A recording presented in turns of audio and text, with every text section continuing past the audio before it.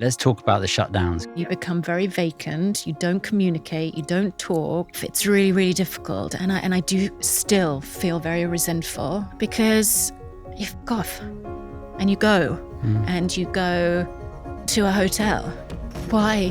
Why do you feel it's okay to do that? You just leave with like nothing.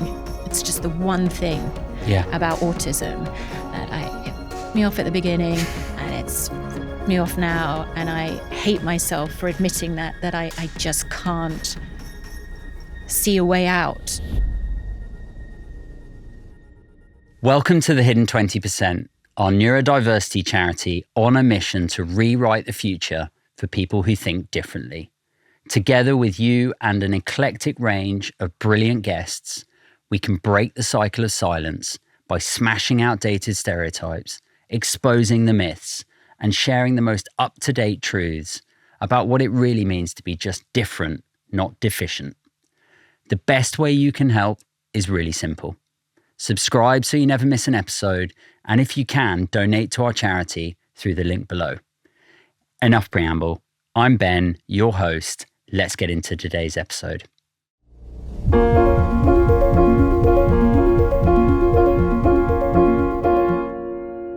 So it's been 17 months and I have managed to convince my wife to come back on. Thank you for having me. Back.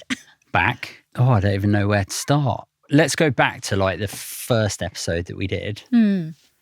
And let's see what your reflections are on that. So obviously talking from the other side, it was very emotional to listen back to it. And reaching quite a few people, that was touching to know that I think I saved a marriage or something, didn't you say? And that was really quite special because I am completely naive to all of this and I don't have a lot of knowledge on it. But what I do have is experience, and I guess I'm the only guest to have spoken from the other side. So that gave me a little drive to know that perhaps just being real and honest has given people hope that they too feel what I felt and it's okay to feel like that.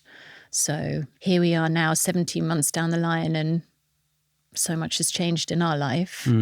I hope that you agree that we have got better in some aspects of communication, realizing the shutdowns, now with River, who's been diagnosed with autism, that we've kind of got a grip on a lot of it. So struggling with the other half.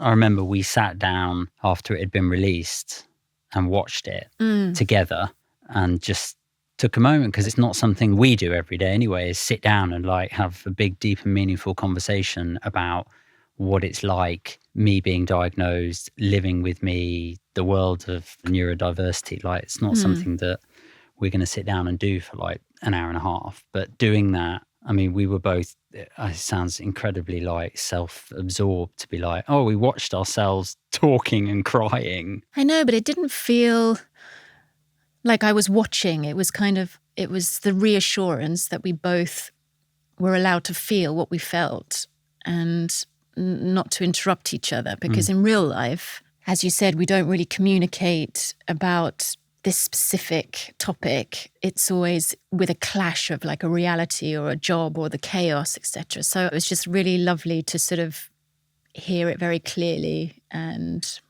know that we do really love each other without sounding corny, but we've got each other. And coming back, I guess today is just for us again to sort of realize that we're doing all right. Yeah. Hopefully. We are doing all right. And I think what I love is that episode has been like one of our most watched, listened to episodes. I can't believe it, really. What feedback have you had? So family and friends have just been very supportive of, on one hand, saying, I can't believe what you've been through or going through. And then I guess people that I don't know, talking about the general public, have just sort of said like, thank you for sort of allowing the perhaps things that they were thinking, sharing it and not feeling bad for it, just sort of maybe using like real raw feelings and sort of a release in knowing that it's okay. It's okay to sort of hate on your husband because he's on a shutdown, and it's all right to feel like that. I didn't go into that podcast with you with any preconceived idea of what I was going to say. It was just like from the heart. So the fact that people listened and, don't want to say it, like applauded it, made me feel good for doing something for the other side. How are things now? Well, how are things now? Yeah, I wouldn't say that I've got all the answers. So where we were in the first podcast, I like unraveled a lot of like how we got there and me dealing with your diagnosis and sort of very surface level kind of understanding of it. And I think 17 months down the line, I'm probably 70% there of knowing how to manage you, us, marriage, life. Yeah. But I think that... Where were you at the 17 months ago? Oh, my God, like probably like 5%. Okay. I literally probably had no wanting of understanding, just like, let's get on. Yep. We're okay. Yep. So it's a big jump, and I feel that I am definitely on the more understanding, perhaps a little bit more patient. I recognize your shutdown before it's happening. Yeah, let's talk about the shutdowns because, brutal. Yeah, and it's the one thing I just cannot seem to grasp because, yes, I can recognize the feelings and the signs. What are the feelings and the signs? So the feelings are you're too busy and you're taking on too much, you're wearing yourself thin, and you become very distant. So the communication starts off quite dismissive, and then almost you're not recognizing what's going on around you. You're just quite hyper-focused on one thing.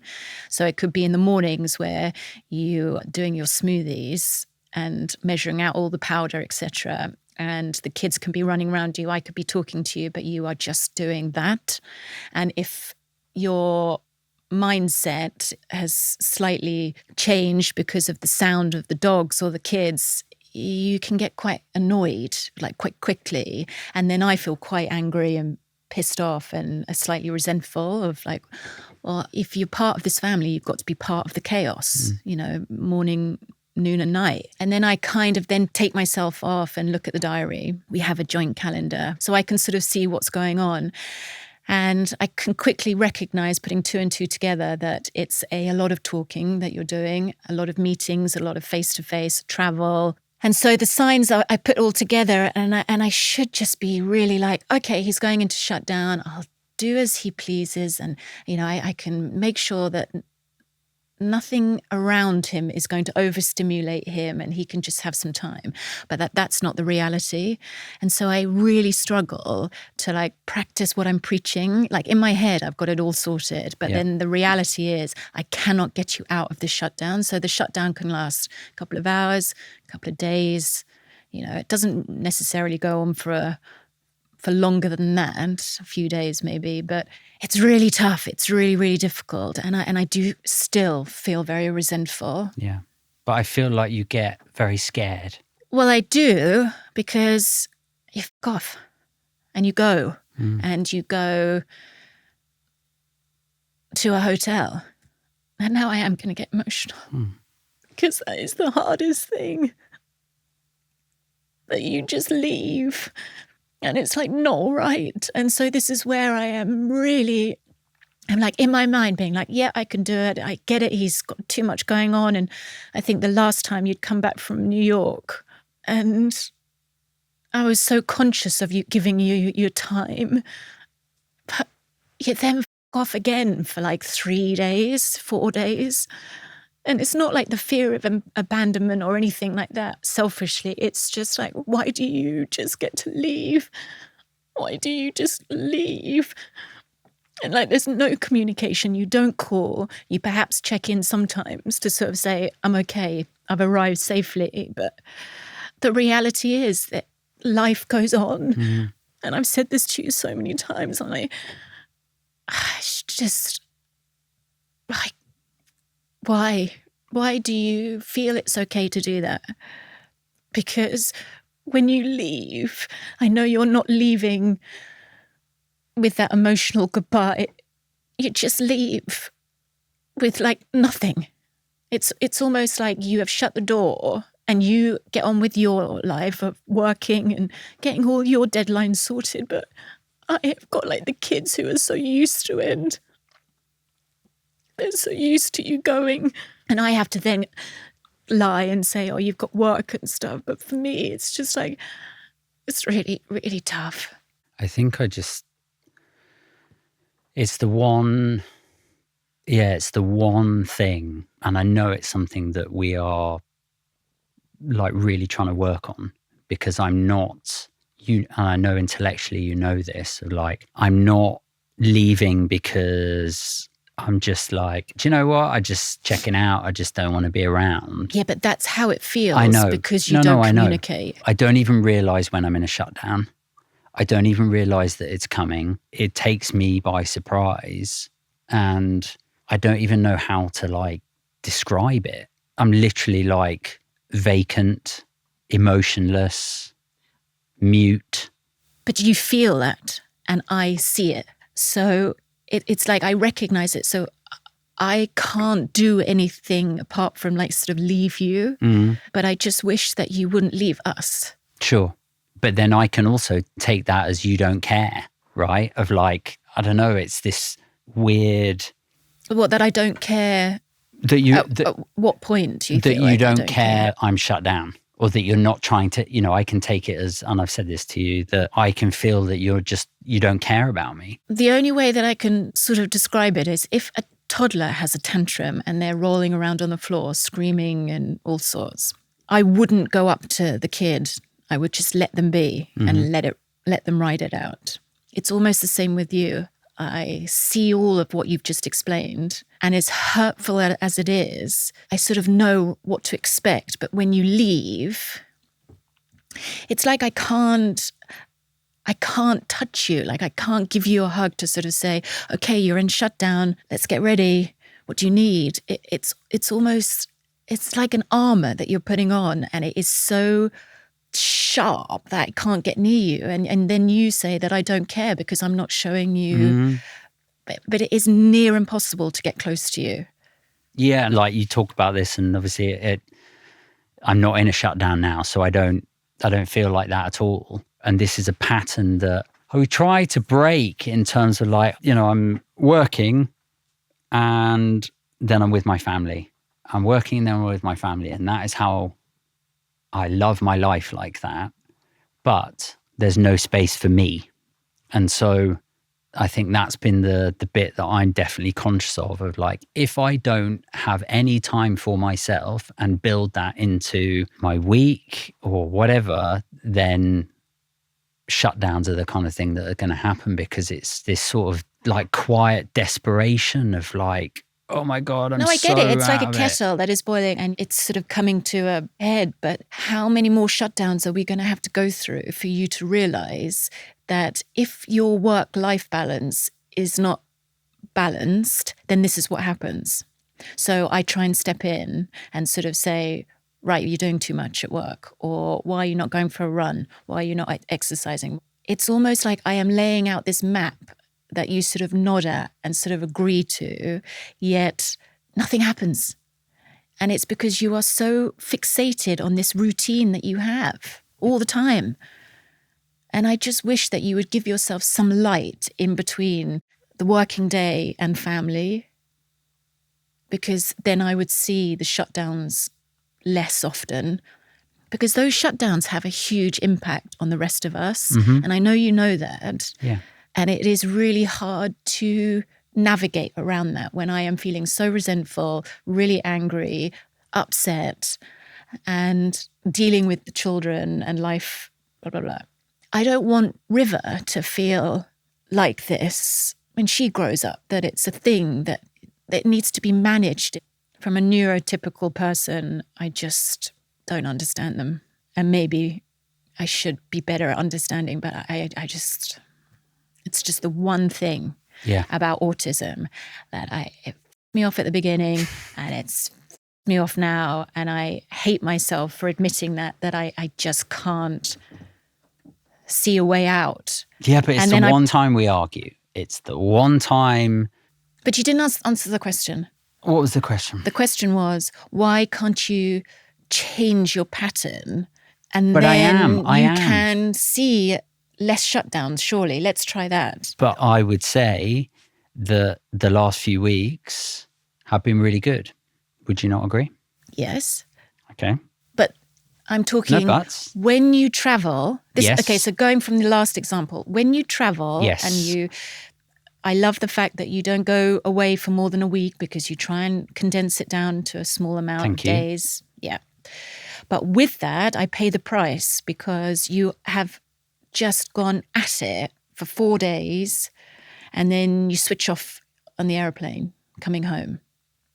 But then the shutdown happens a couple of days after. And that for me, from this side, looks like you're knackered and you've gone straight back into work. Work is getting all of you and I get 10%. And that's shared amongst the kids. Yeah. I guess that theme keeps cropping up. I completely understand it, where you're kind of going, hold on a minute, you're giving all this effort and energy to work, and then what about us? Yeah.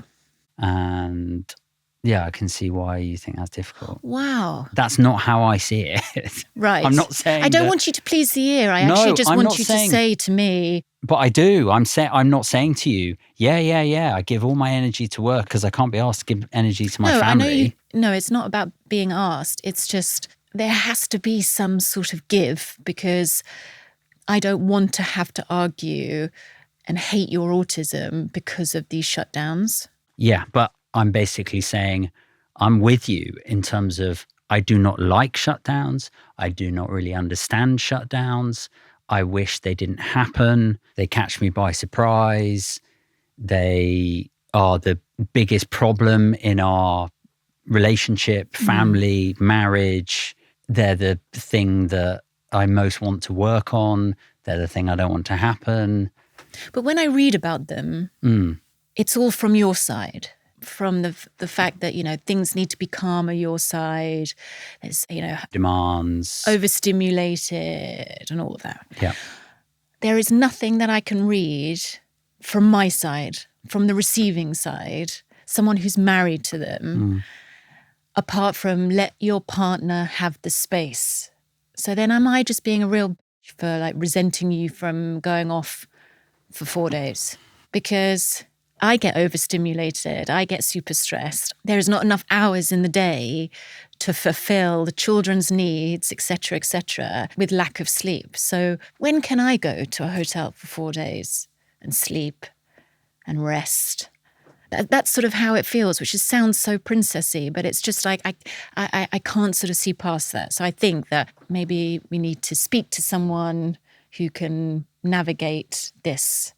Because I don't mind being told how to help you, because so far I'm just recognizing the signs. And that for me is enough. Yeah, but I can't do much more. Really simply, I don't want them to happen. And firstly, secondly, and I know you know this, I'm not leaving because I just want to go and have a nice time. But you cut yourself off.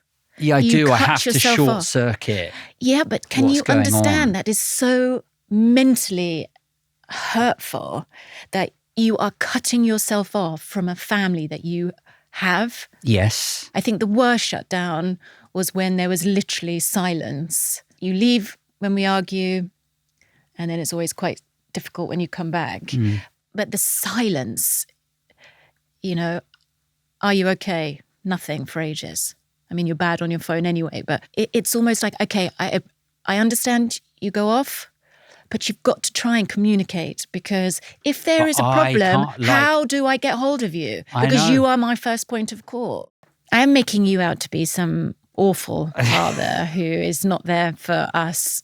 But in these moments, it's really sad. And I wish it could be different. Yeah, and me too, because I can't find the words to properly describe it. I cannot articulate or voice or put into words or communicate how I am and what I need in a shutdown. Yeah, it's a struggle. Yeah. It's a struggle, and we don't have answers for it. And I just hope that each time it happens, it gets more and more diluted. Is it last time you spotted it? Yeah. Yeah, and you text me. Yeah. And what did I say?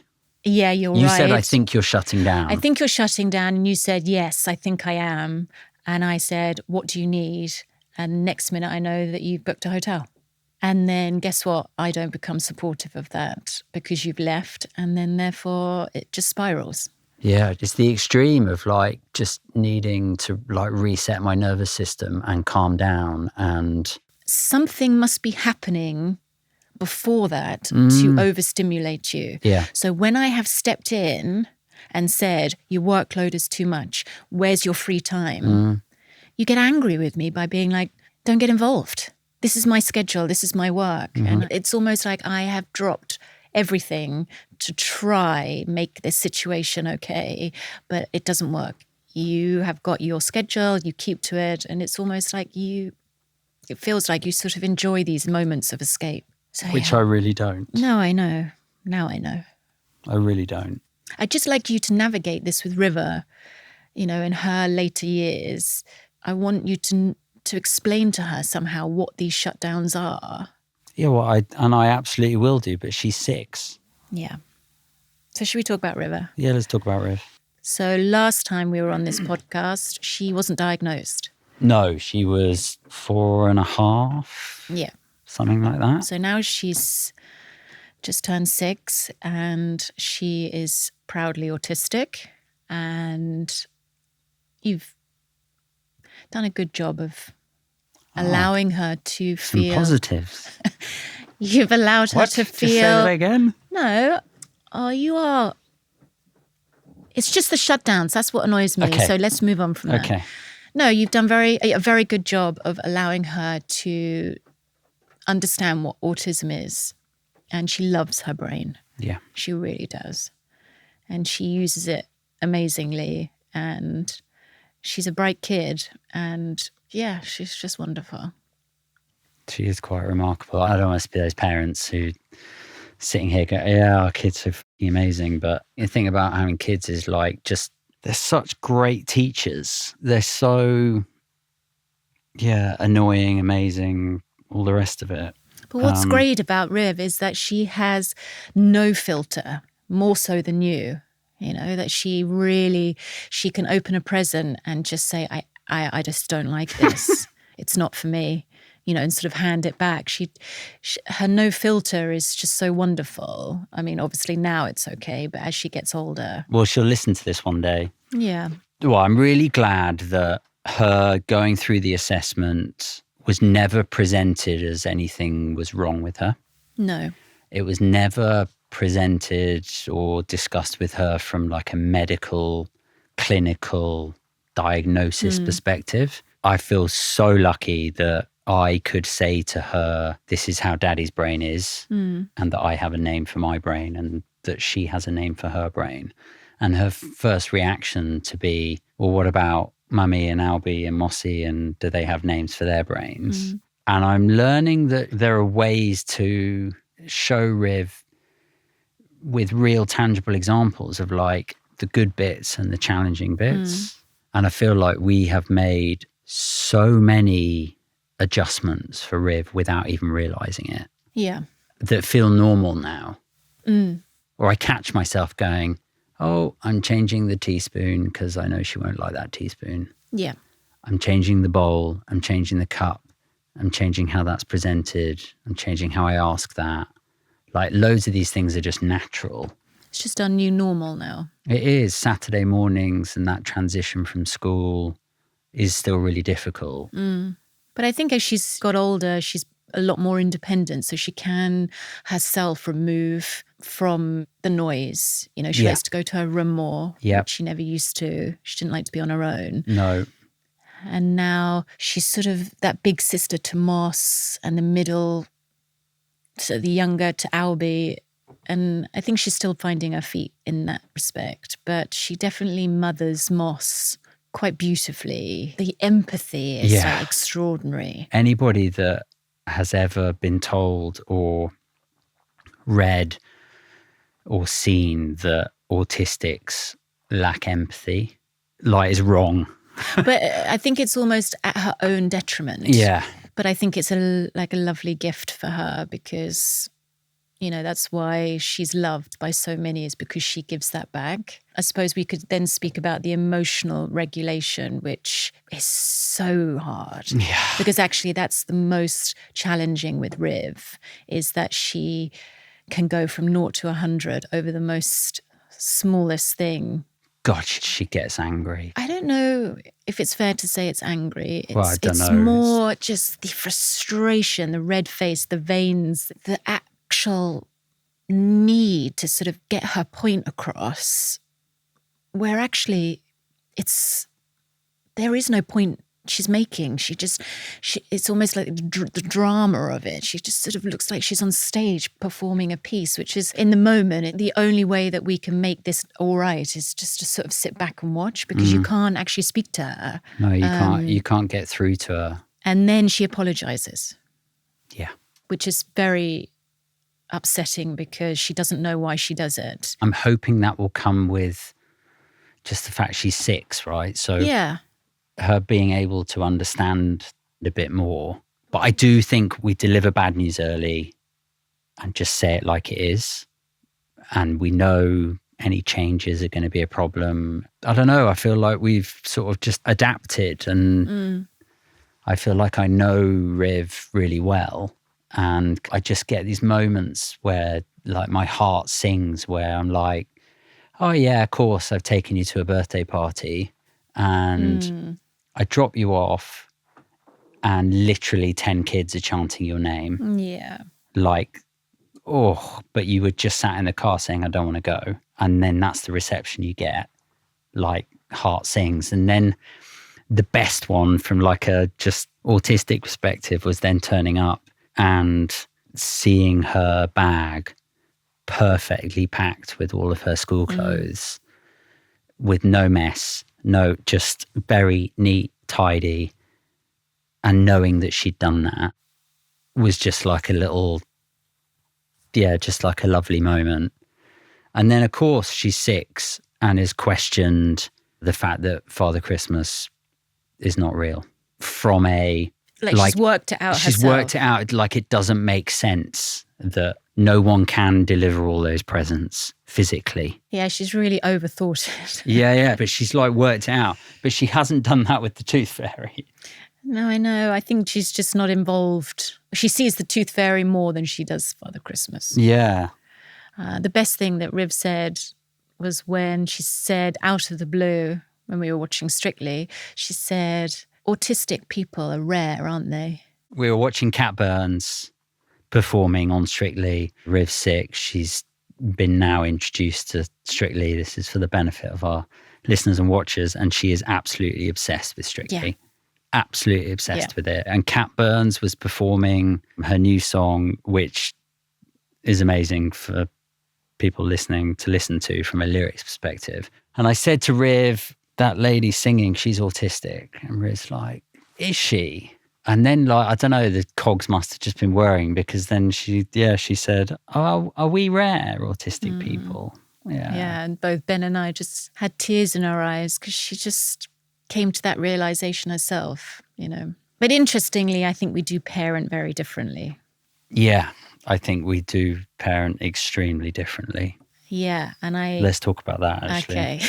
So I think we said last time on the podcast, I'm quite doting on the kids. I sort of enable their needs a lot. And that's just... Do lots of things for them, translation. And I think that's because my mum used to do a lot of that to me and my brother, more so me. And it's just in me, and I don't think twice about it. And examples being? You're quite strict and I am not. So I will ask Moss if she needs a wee. I will also ask River if she needs a wee. Yeah. And I will also ask Albie if she needs a wee. Yeah.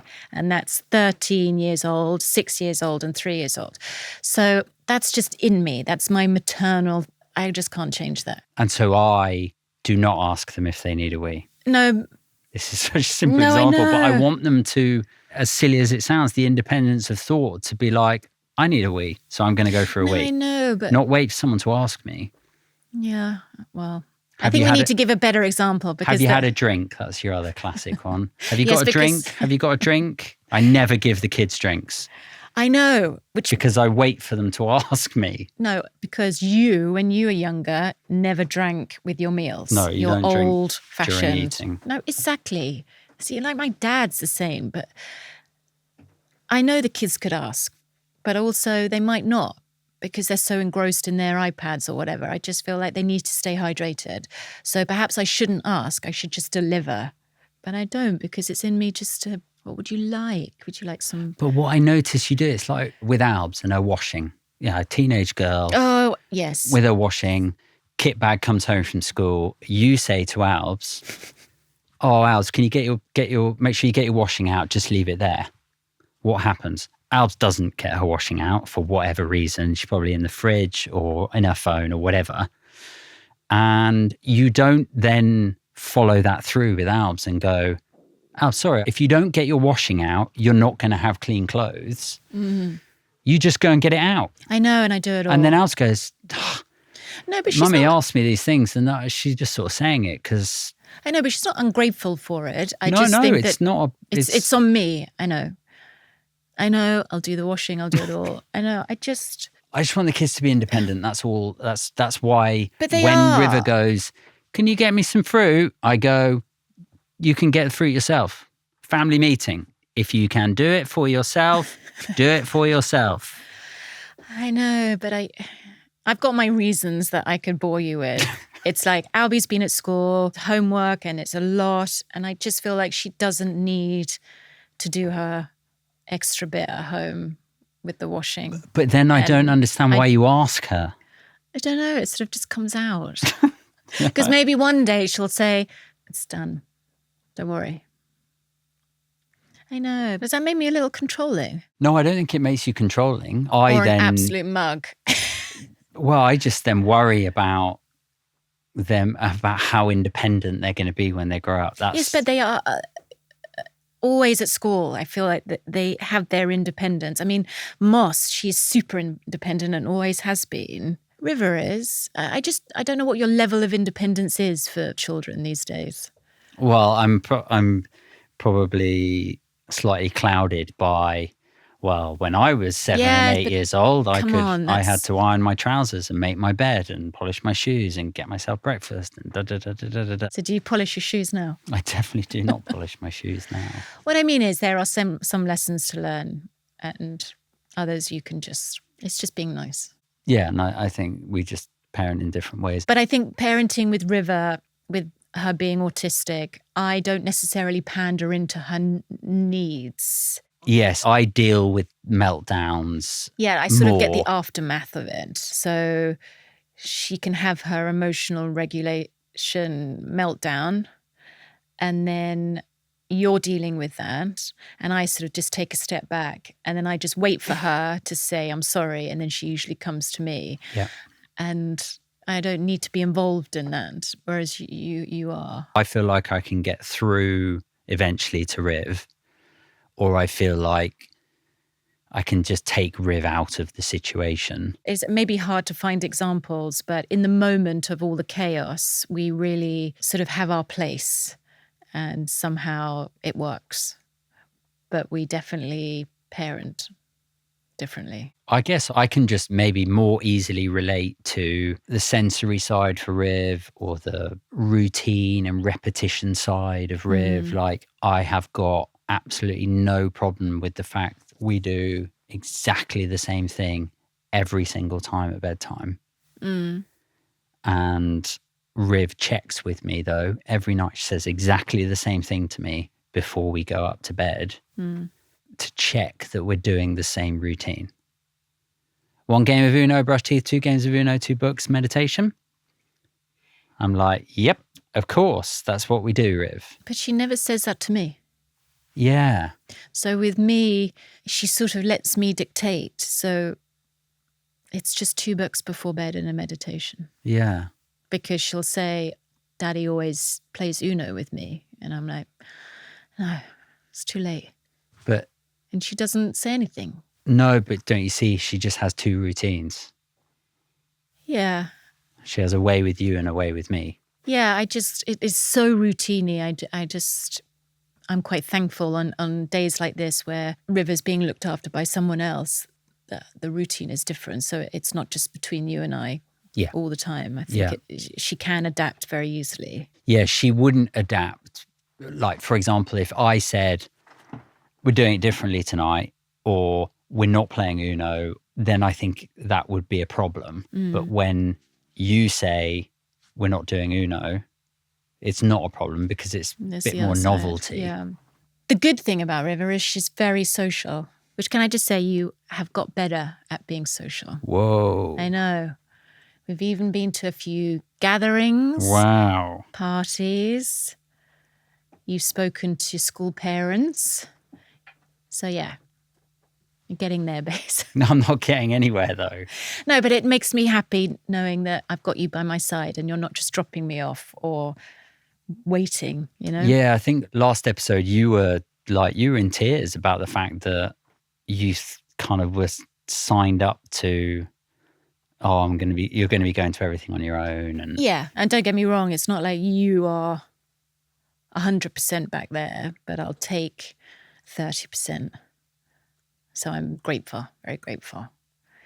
So River is social. She's really social. She likes to go to everything and she would stay up later if she could. She would go to more parties, but she has definitely thrown herself into a new school, the best I could ever have hoped for. Yeah, and shout out to the school because I do think, River and Albie's new school, from a neurodiversity perspective, I mean, the fact it is one of their school values, I've been so amazed by. And they have recognised it sort of for us. We've not had to sort of be on their tail all the time. So no, I am extremely grateful that River is getting on as normal, inverted commas, as possible. Yeah, I don't think she's even told anyone that she's autistic, for example.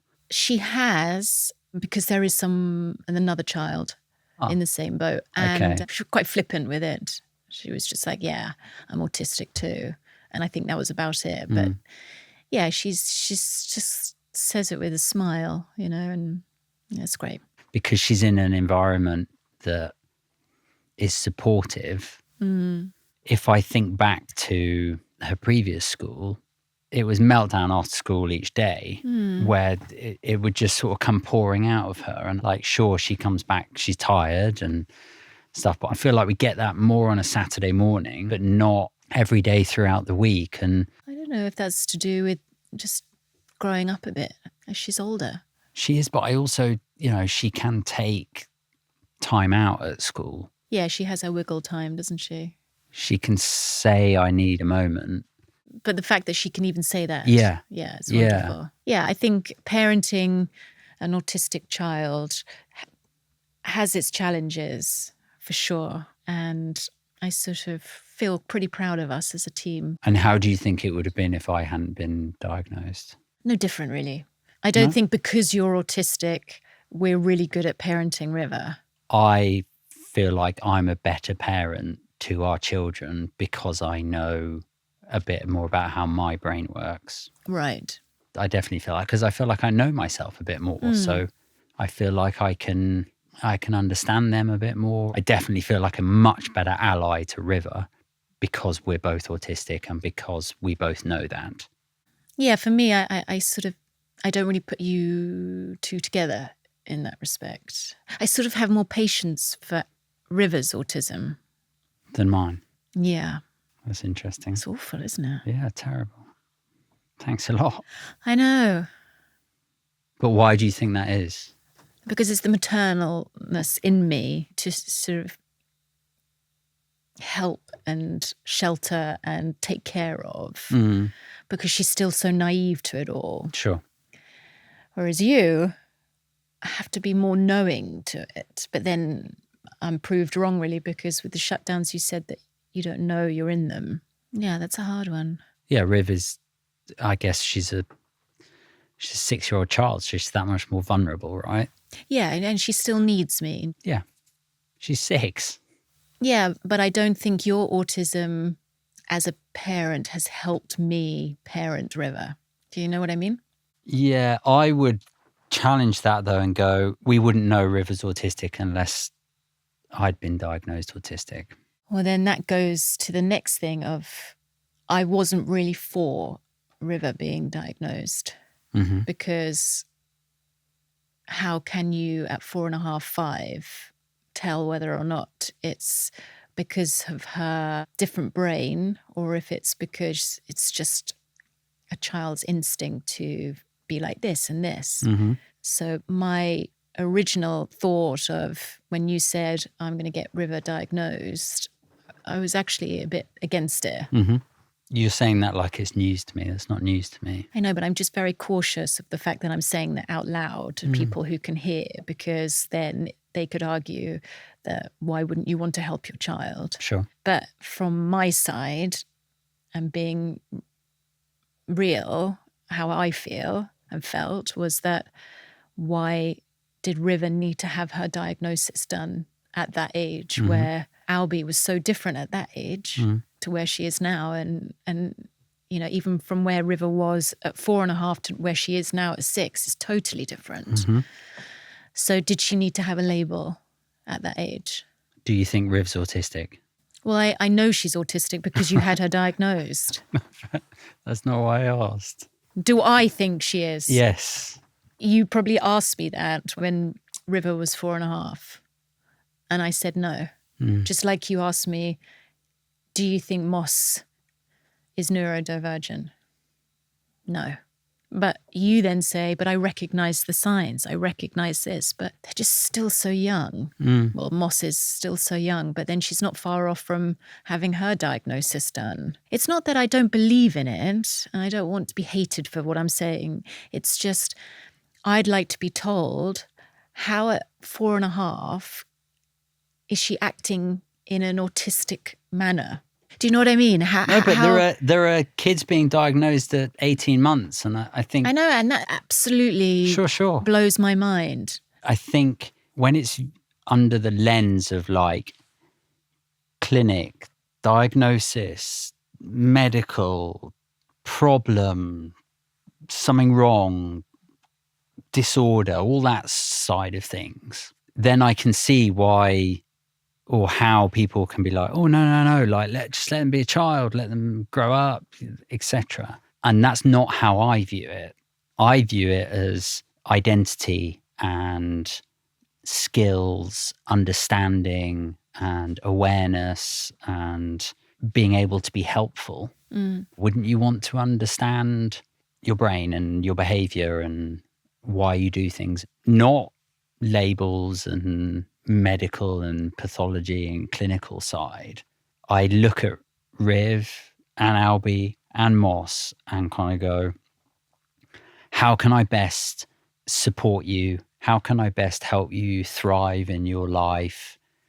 How can I encourage you to like do more of what you're best at? That's how I see it. Like whether Moss is autistic or not does not matter to me at all. No, and it doesn't matter to me either.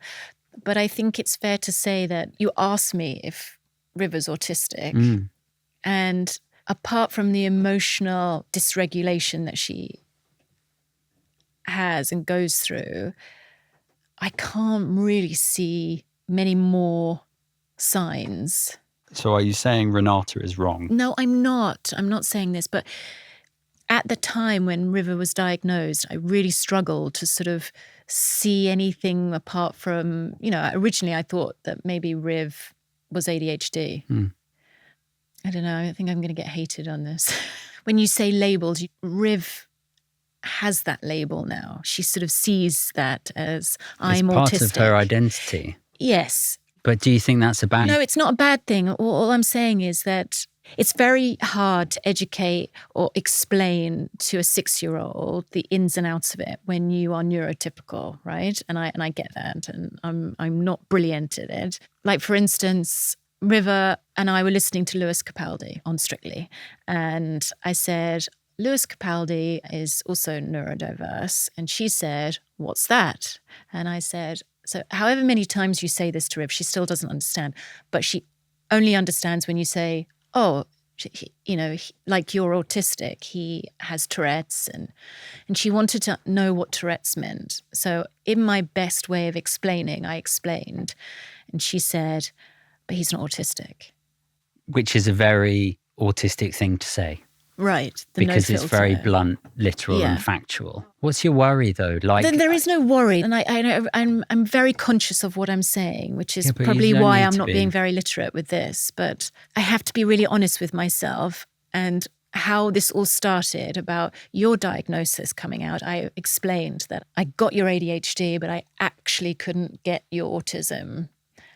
And I struggled with the need and want to get River diagnosed, assessed, because we don't like the word diagnosed. No, but I can't explain the struggle of it. No, but I think you've moved along, like, because now then you say I think we should get Moss assessed, and it's almost just I can't keep up of it being like let's just see, because the reason why River was diagnosed was because you saw traits in River that you felt, right?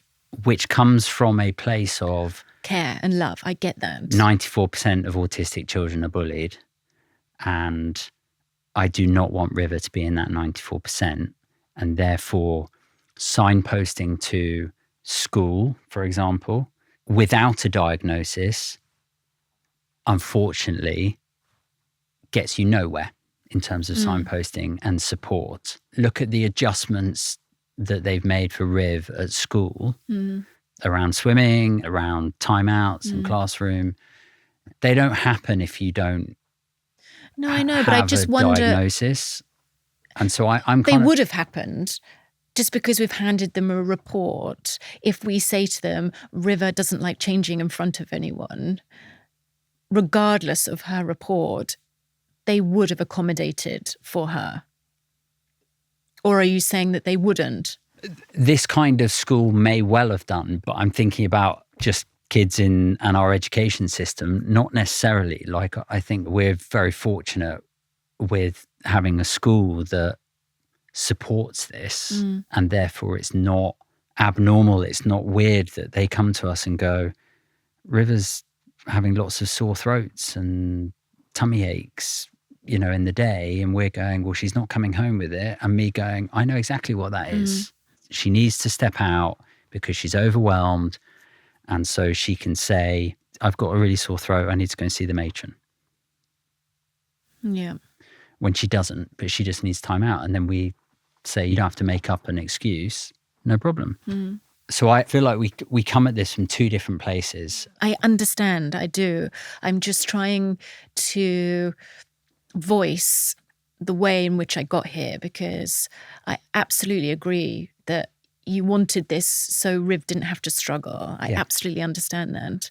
But my process of when she first was assessed was it's not needed yet because she's still so young. So I didn't know if it was just, the tantrums or the way that they are at that age. It's very different from a neurotypical mother to then jump to, definitely autistic, definitely got ADHD. But you're saying like they're bad things. No. Do you see what I mean? I'm like, if for example, River was an incredible swimmer, for example, or was incredible at the piano or chemistry, you would encourage her in those, right? And I'm not sure what the right metaphor is. And it's not about superpowers and all of that kind of ridiculousness. But because I don't see it as a bad thing, I don't see an assessment as a bad thing either, right? But if you do see it as a negative thing, then of course you don't want that anywhere near if it's a bad thing, if it's loaded with stigma. I'm not saying it's a bad thing. I get the positives and the support and encouragement. I get all of that. What I'm saying, as these children that we're talking about are ours and mine, my brain goes to the protective mode of they are still so young. I really don't understand how one can assess at that age when every day is different, right? And so I had to voice that to you, but then you come at me with all the jargon of the medical side of things and what you've just explained to me. And remember, my brain doesn't work like that. It's super simple. When I say I think that River was too young, I don't have the basis of reports scientifically saying that they're being assessed at 18 months. That was in my heart to know that I didn't care. I didn't care if she was autistic. I didn't care. It's just another type of parenting to your child where you have to be very conscious, and it's just quite a difficult journey when I'm trying to keep up with it all and you've got the answers. But like this, it's like from the other side, from someone who doesn't have that key to unlock and have all the scientific facts and that brain power and capacity to hold everything in. Like literally things go in one ear and out the other for me. But all I know is that I'm a really good mum.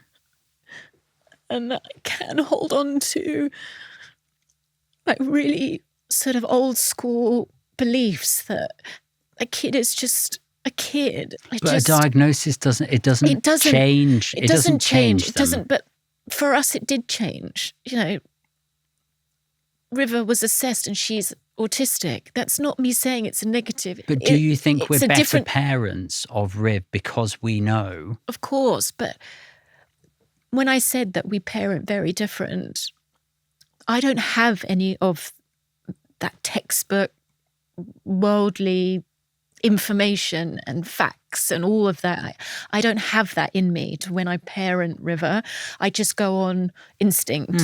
But I don't. I'm not reading some manual of how to parent an autistic child. No, but as an autistic person. I know, but you research everything. You do this as a job. You are interviewing people who are sharing new knowledge to you all the time. You're interested in it. Yes. You are taking it all in. You know more about it than I do. And that's because you are solely invested in it, right? So when you parent River, you've got the facts to back it up. You've got all of this information to share or know of and to relate to. Yes, I listen to your podcasts, but I don't necessarily take it in like you. But when I parent River and in situations with River, it's based on sort of instinct, which is but I parent Riv based on Riv. But I don't treat her any different really to the other kids. I don't know. I know that we parent Riv for Riv and we parent Albie for Albie and we parent Moss for Moss, and we understand the individuality of our children and we meet them at that. We're experts in our kids, right? We don't have to be experts in autism or anything like that. We just got to be experts in our kids. And I think we've both come a long way in the curiosity about the kids and the curiosity about why Riv does some things the way that she does them, for example. And that's not about judgment. That is about just being curious. And I've not got any textbooks in my head. I'm just trying to focus on Riv being able to be Riv. That's it. I think I remember you saying maybe last time we sat down or just historically that you were worried that me being autistic was going to mean that that's all we talked about. I feel really like I'm coming across really bad. You're not. I said that you act more autistic. Yes, we've had that one. Because I was masking less. Maybe I'm repeating myself, but it's almost like you have this knowledge and this brain that can now guide you with a clearer mindset going forward, right? And brilliant for you. My brain is just as it always has been. And I am trying to accommodate and compromise where best for your needs and for River in some extent, right? Taking the time on a Saturday morning not to rush around, etc. And I still don't have any of the answers at all. Because I'm not being negative about the assessments. You're saying exactly what is challenging at the moment in the world of like, we have over medicalized it and it's not been strengths based. It's all deficit based. And it has been. And obviously I'm on the other side of this. I'm far more evangelical about it. I do see lots of the challenges, but obviously want to focus on the strengths and want to change the narrative. But there is still that kind of historic narrative there. And so this is exactly the nuance and shift of perception of it's not about diagnoses and medicals and clinics and all that sort of stuff. It is about people just understanding who they are to support them and help them to thrive. I basically feel like Riv being autistic or me being autistic is literally just part of a passport to a better awareness and understanding. Yeah, That's it. I get that. That is, as you say, that's it. But from my side, it's also quite a lot. And I don't know how to stress that. I can't explain that without it being clouded by a negative judgment. It's just another layer of parenting that is not easy. No parenting is easy, No. But when there is another layer of the tendencies to be so careful about some situations and the compromises, and then with you too, I sometimes I'm going to say it's a lot, but I don't mean that in a really negative way. It's just, I've got you who can't wear wool, and then I've got River who has to like put her head on silk. It's like my brain, me going back to like being the empathetic one of just giving so much. Careful how I wash your wool jumper, and then careful how I wash the silk pillowcase. I don't have a wool jumper. Whatever that is on you now, that's sort of making sure that that's not gone into the tumble dryer and made stuff, whatever. It's just very hard. Yeah, but it is all those intricacies. I know, but your brain, in situations like this in the family life, I do feel that it can just be your way. All right. Okay. What do you mean? What I've just explained to you is there are so many pathways going, this is what I need to do for you, and everyone's got their needs, right? But then from you and River, no filter, the sort of, it feels very, very one-sided sometimes. There is no compromise because you are unable to. So we have to bend backwards to your needs, but you don't know how to because you are blunt and you are literal. And when it's done, that's it. But you can see with the kids how like you do one thing and they like it and they want to keep doing it and do it. And of course, that's part of being a child anyway.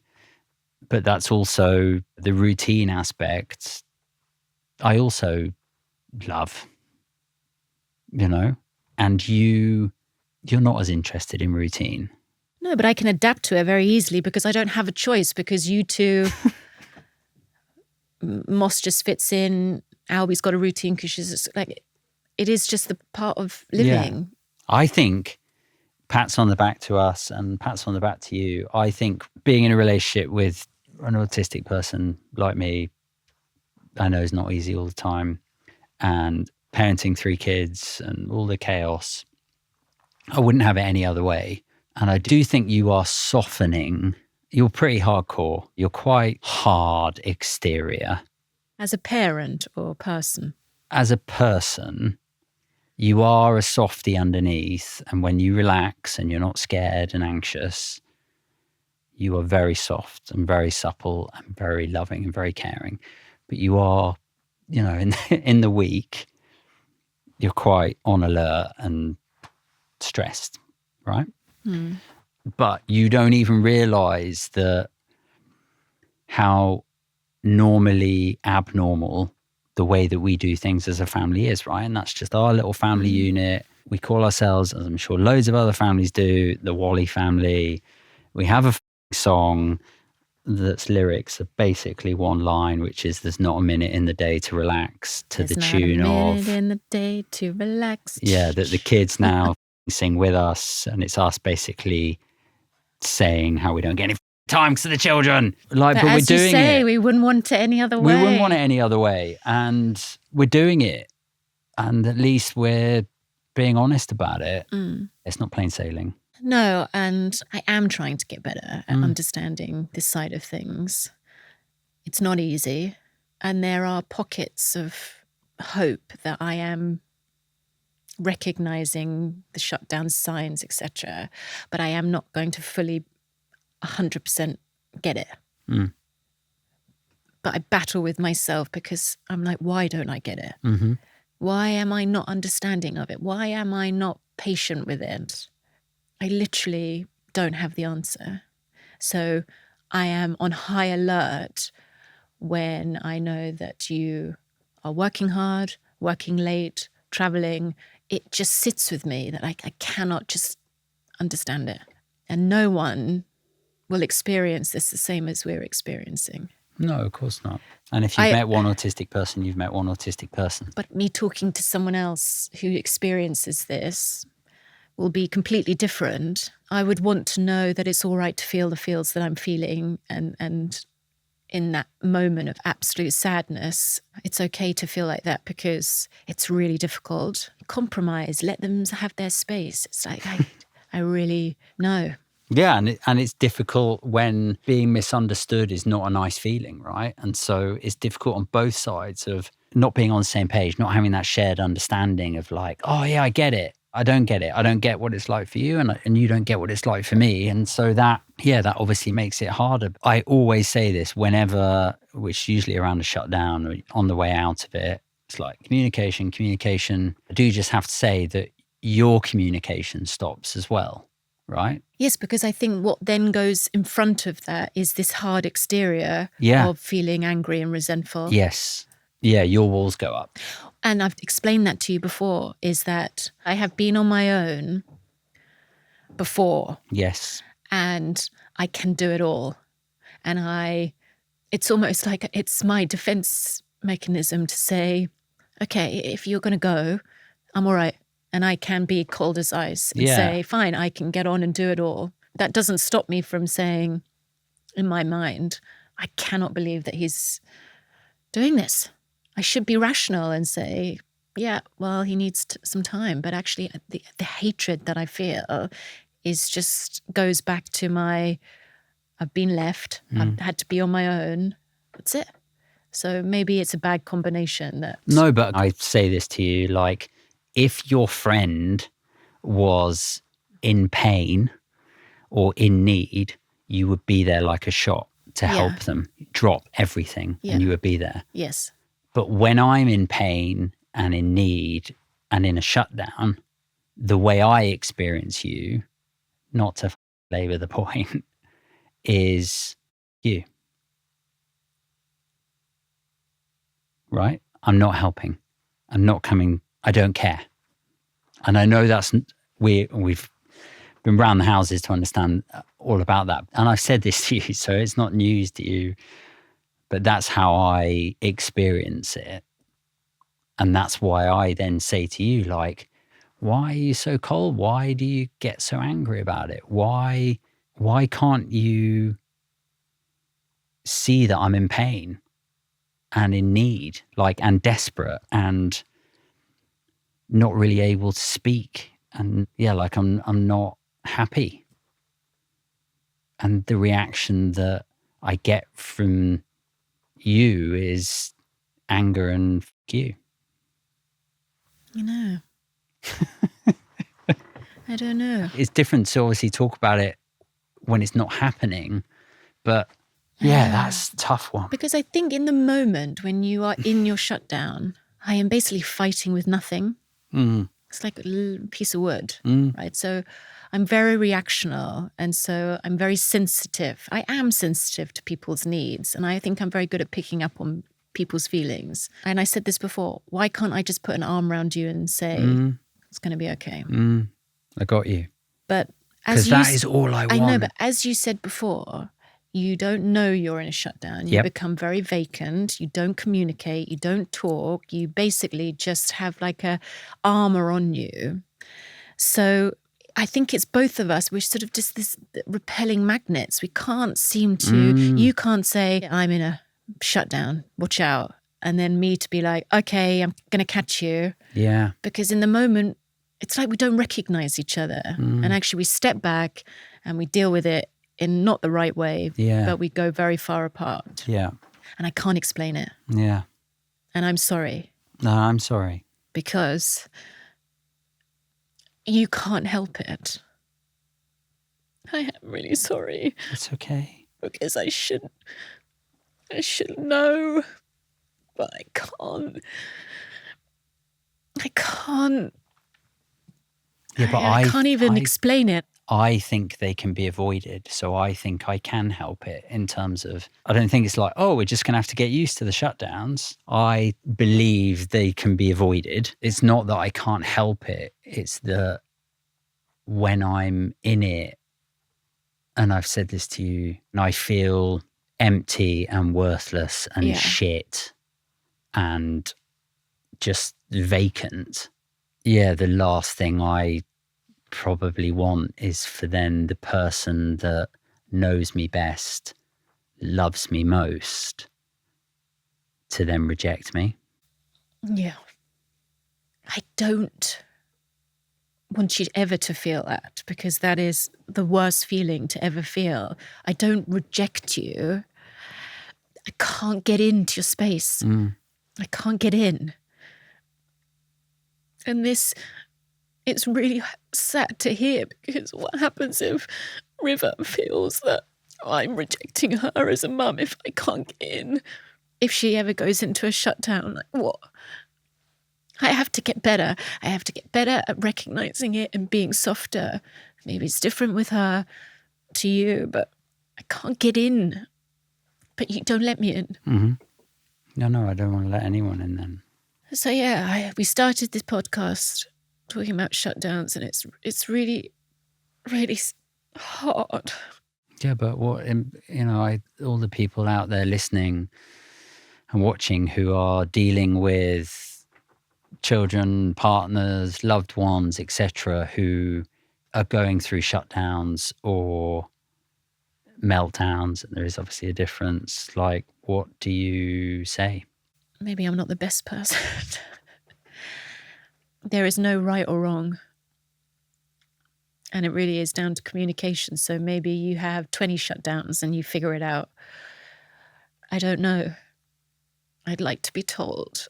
The thing is, all I know is that I have looked into shutdowns, right? And I have read up about them. But I don't want to hear it from your side. No, I know you don't. I need someone from my side to say, yeah, I feel exactly the same. How do they get away with it? Why is it all right for them? It's really hard. Well, you're gonna get that. I don't want any medical, scientific facts. I just want someone to feel this. And I am guaranteeing you that you are not alone, and I am guaranteeing myself that I am not alone, right? Yeah. And as part of why doing this is so important, that people don't feel alone with it on both sides. Yeah. And you can stick together and do it. It's not like the make or break. No. Because really, I'd say like 90% of the time, we are so great. Yeah. And this 10%, pardon? Well, aren't we great? But the 10% is a small amount, but it is really hard. Yeah. Really hard. It is a crisis.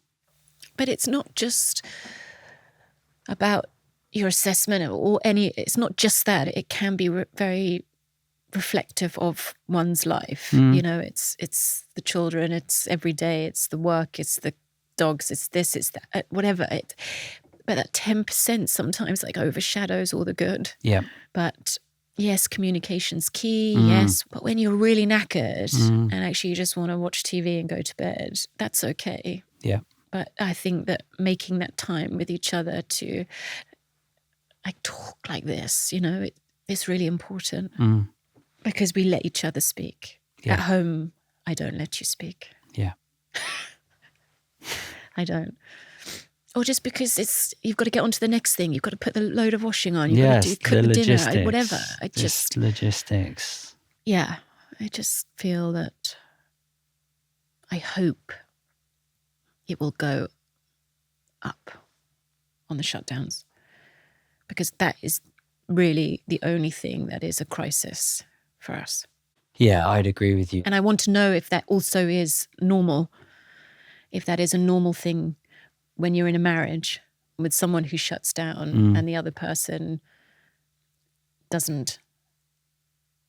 Am I being really awful? Am I being an awful wife? God, imagine if it's like, yes, you are, comment under. Or am I being real? Or am I voicing something that people think and not say? I just want us to speak and say it honestly, because, as I said, first person to put my hand up and say, if I'm wrong, I'm wrong. But if someone feels the same as me, then I feel really good that I can say, I'm not this bitch. I am someone who's just really feeling it. So, yeah. It's progress. Like, if there's parents out there making time for our relationship, like, I am a better parent when we're good and when we have time for us, and I have time, therefore, away from the children in the nicest possible way. Like, I'm a better parent for that. But not everyone has the luxury of dumping the kids with someone else. No, like using, when the kids go to bed, just making the most of that time. Yeah. Like sometimes when you feel so knackered. Yeah.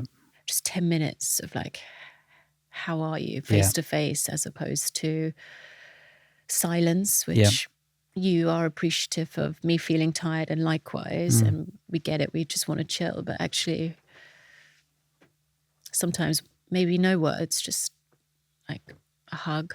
Yeah. I know. You're not very good at hugs. God, I sound like such a cold queen. You're a very complex character, Benny. Oh, thanks. I know, and it's not an easy way to navigate you. I love you, but I also, I mean, it's a lot. I wouldn't have you any other way. I love you for who you are. Yeah. The time has run out. Here I was thinking like, oh, what are we really going to chat about? I've got 2 last questions. Yeah.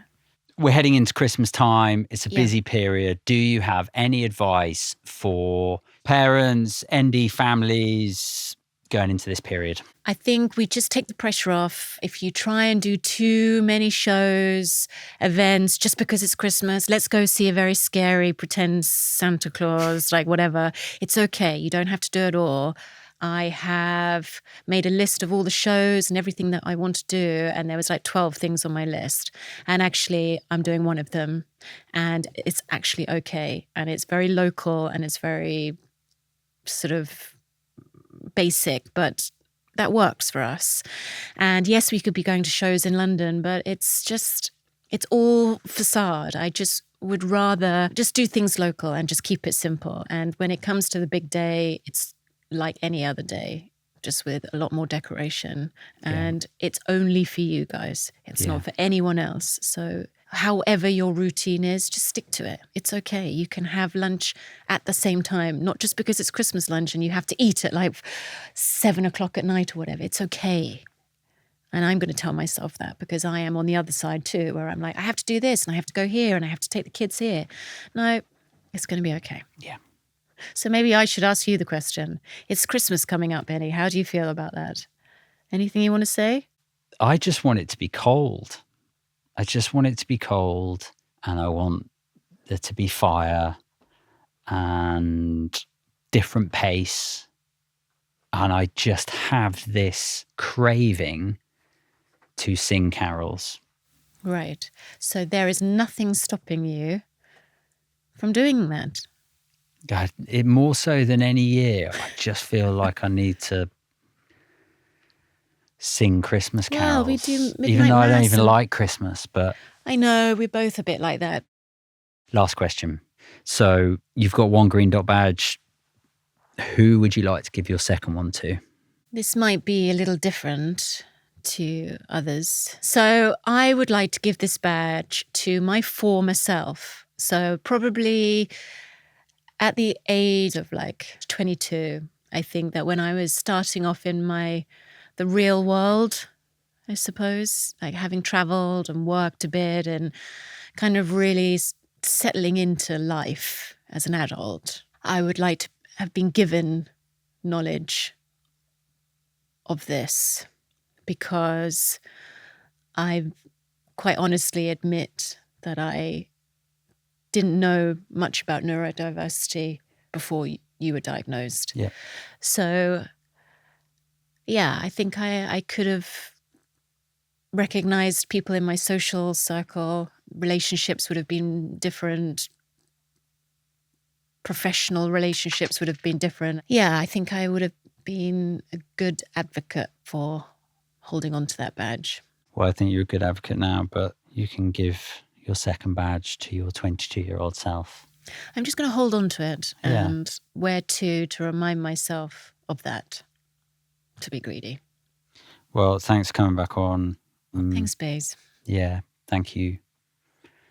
Glad I didn't cry this time. No, I know. Yeah, you Sorry, cried a lot. I did that for you, yeah. But thank you for having me, and just please be kind in the comments about me and my naivety. I really am just like trying to speak from the heart. And I love you. Good. I love you. Yes, thank you. And my brain. And your brain.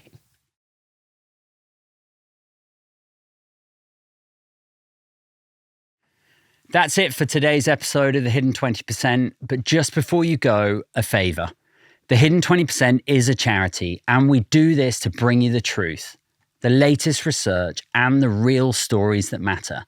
So if this episode spoke to you, then please hit subscribe. And if you can, donate via the link below. Finally, a big shout out to you all for listening and our brilliant team who make this all happen. Phoebe, Charlie, Kristen, James, John, and the guys at TYX Studios. We'll see you next time.